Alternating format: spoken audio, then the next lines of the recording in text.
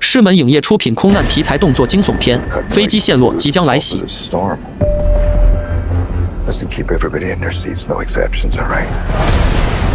故事讲述一架航班在空中遭遇一场罕见风暴袭击，为了让机上的乘客幸存下来，机长布罗迪不得不将飞机迫降在一个未知的小岛上。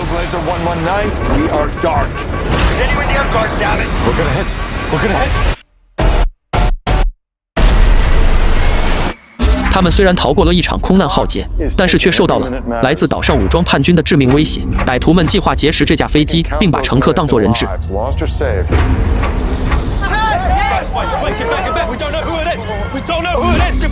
Listen carefully. This is an emergency. I'm Captain Brody Torrance.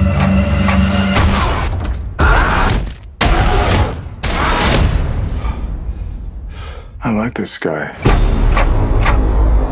当全世界都在寻找这架失踪的飞机的时候，机长布罗迪必须与乘客中的退伍军人路易斯一起展开绝地反击，在救援到来之前保护乘客的生命安全。不过，随着事件的发展，布罗迪发现路易斯的身份并不简单。I'm gonna need your help. You're gonna need this. Form a military or something? You could say that.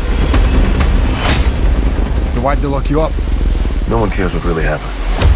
本片由好莱坞影星杰拉德·巴特勒和迈克·科尔特共同主演，主创团队来自热门动作片《天使陷落》和《末日逃生》。这是英国硬汉杰拉德·巴特勒继伦敦陷落、滨海陷落、天使陷落之后再次执行拯救任务，而这次和他搭档的黑人影星迈克·科尔特也曾因为主演漫威剧《卢克·凯奇》和热播美剧《邪恶》而为人熟知。从最新预告片看，《飞机陷落》是一部典型的爆米花动作爽片。本片将于明年1月27日在北美上映。胶囊电影台，一起看好戏。America.